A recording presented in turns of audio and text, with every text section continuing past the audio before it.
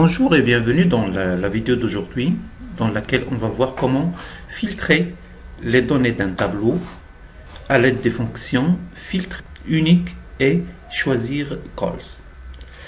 Comme vous voyez ici, nous avons les informations que je peux filtrer à partir des catégories. Par exemple, ici nous avons la catégorie ordinateur de bureau. Sinon, on peut choisir les imprimantes.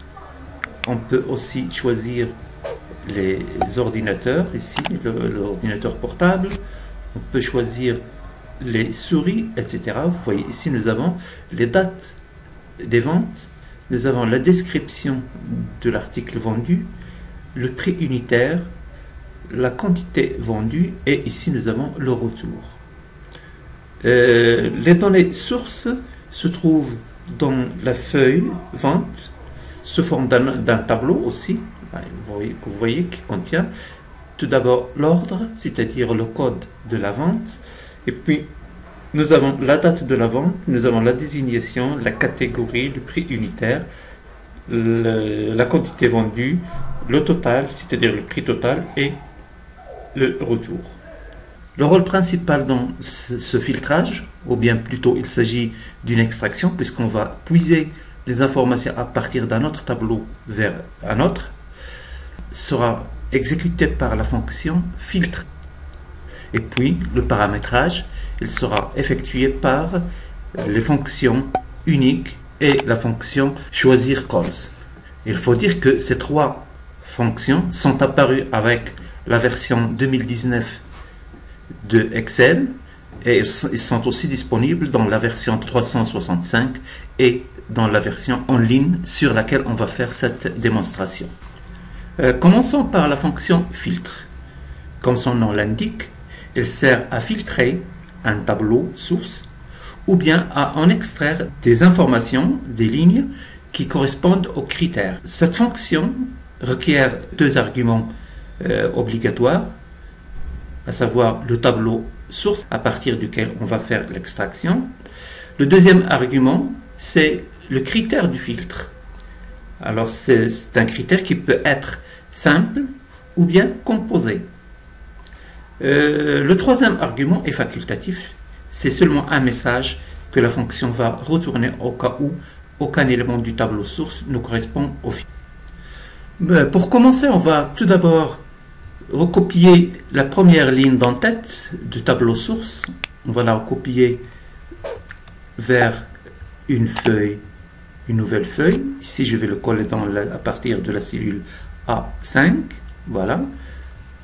Je colle. Voilà, ma première ligne d'en-tête est collée maintenant. Puis, juste en bas, c'est-à-dire dans la cellule ici A6, je vais écrire la formule, la fonction filtre égale filtre. J'ai ici la syntaxe. Je peux déplacer l'infobulle si elle me dérange. Voilà. Alors, le premier argument, c'est le tableau source. Nous avons dit que le tableau source, se trouve dans la feuille vente. Alors, elle est là, le tableau source. Voilà, le tableau. Vous voyez ici, la sélection, je l'ai faite à partir de l'angle supérieur. Alors, il faut que je prenne, voilà, tout ça. Comme ça, tableau 1. Point virgule. Ça, c'est la source. Et puis, le critère, c'est quoi? Je vais commencer par filtrer tous les disques durs. Alors, donc, je sélectionne la colonne catégorie. Voilà. Et puis, j'écris égal, entre guillemets, disque dur. Je ferme les guillemets. C'est fini pour le deuxième argument. Et puis, le troisième argument, c'est le message à retourner au cas où aucun élément n'est trouvé. Donc, je vais écrire seulement aucun élément. Je répète que cet argument, il est facultatif, je peux aucun élément. Il est facultatif, je peux bien l'ignorer. Voilà. Et puis, je ferme les guillemets et je ferme la parenthèse. Voilà. J'ai fermé. Je valide maintenant en appuyant sur la touche Entrée. Nous avons bien le résultat de la fonction.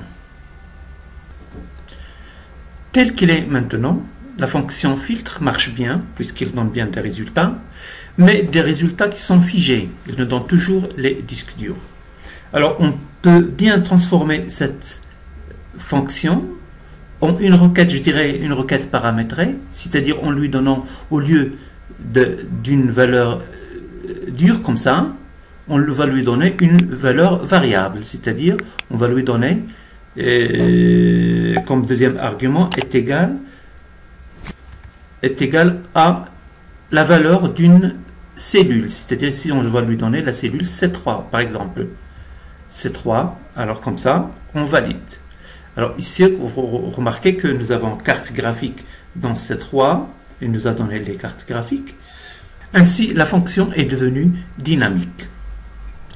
Je peux encore améliorer cette fonctionnalité en affectant une liste à la cellule C3 que j'ai mise ici en forme pour la mettre en valeur. Alors, en lui affectant une liste par validation de données. Alors, avant de faire la validation de données, retournons d'abord dans la cellule, plutôt dans la feuille vente, pour créer cette liste qui ne doit pas contenir des doublons. Créer une liste sans doublons, il y a plusieurs méthodes de faire, mais ici je vais opter pour la fonction unique. Alors donc égal unique unique de quoi? Unique de la colonne catégorie. Alors ici catégorie, je la fais, et puis je ferme la parenthèse. Alors j'obtiens ici la liste sans doublon de toutes les catégories que j'ai dans la liste, à savoir disque dur, ordinateur de bureau, imprimante, écran, etc. Voilà, jusqu'à barrette mémoire. Alors si on retourne maintenant dans la feuille 2, dans laquelle on va faire, alors on va faire une validation de données. Alors ici, pour ce faire, on va dans l'onglet données. N'oubliez pas que je suis ici dans la version en ligne de Excel. Alors je vais dans données et puis validation de données que vous voyez ici, validation de données. Et puis dans autoriser, on va autoriser une liste. Voilà. Et cette liste-là, elle se trouve dans la cellule, dans la feuille vente. Alors elle est là, ma cellule. Voilà la liste que je vais faire. Et puis appliquer. Voilà, très bien. Alors maintenant, ma cellule C3, il contient une liste que je peux dérouler et puis choisir l'élément à extraire du tableau source. Voilà, les imprimantes pour les cartes graphiques, pour les claviers, pour les disques, pour les ordinateurs de bureau, etc. Maintenant que l'extraction se fait bien, c'est-à-dire l'extraction des lignes se fait bien à l'aide de la fonction filtre, il reste à extraire les colonnes dont on a besoin, parce que ici nous avons trop de colonnes, on n'a pas besoin de la colonne ordre, on n'a pas besoin aussi de la colonne catégorie puisqu'il est défini dans le filtre ici, et on n'a pas besoin de la colonne prix total. Alors pour ce faire, on va utiliser une nouvelle fonction, c'est la fonction choisir calls.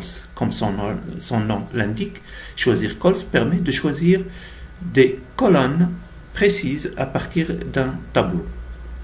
Alors, je vous donne un exemple. Ici, nous avons un tableau, et nous allons extraire quelques-unes des colonnes.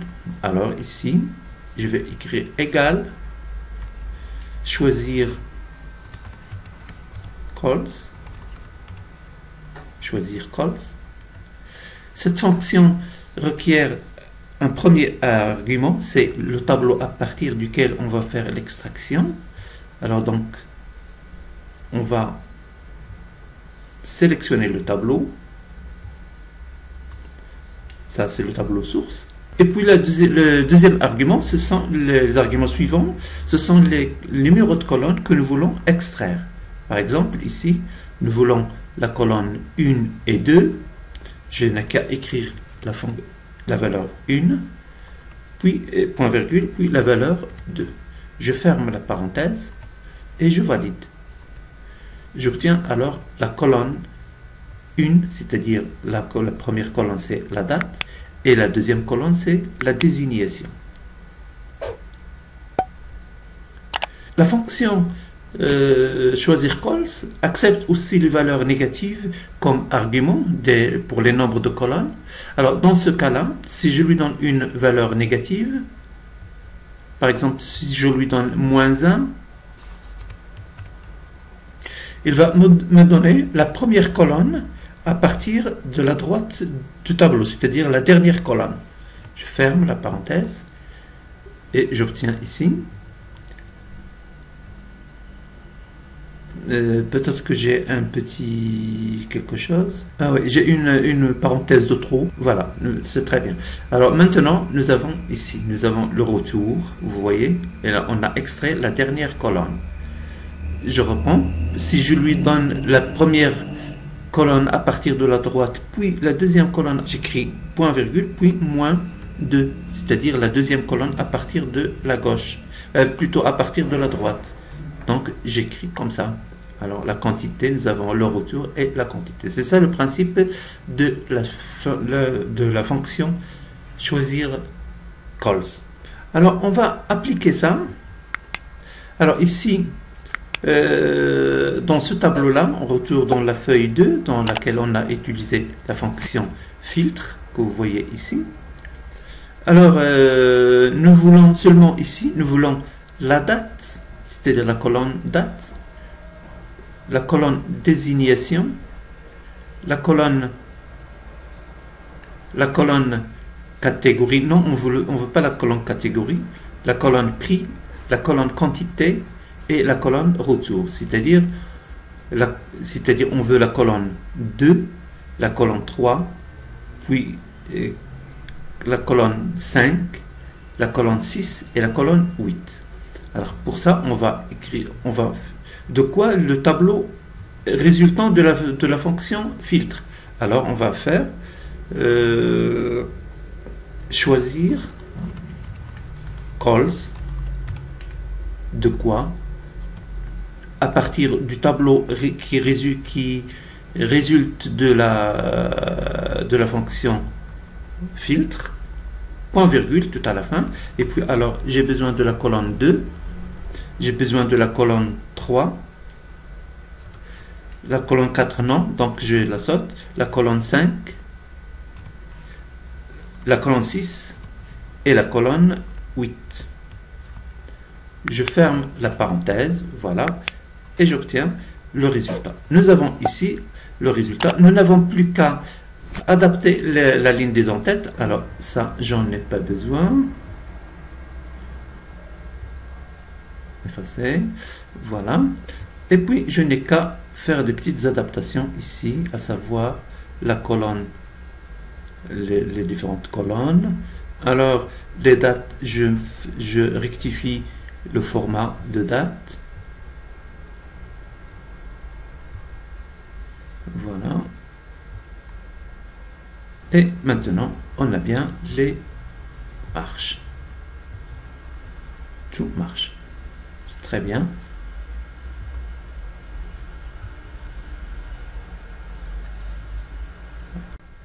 Bon, c'est la fin de la vidéo. J'espère que le contenu vous sera utile. N'oubliez pas de soutenir la chaîne, alors avec des likes. N'oubliez pas de commenter aussi, j'aime beaucoup vos commentaires. Et n'oubliez pas aussi de partager avec vos connaissances. Merci beaucoup.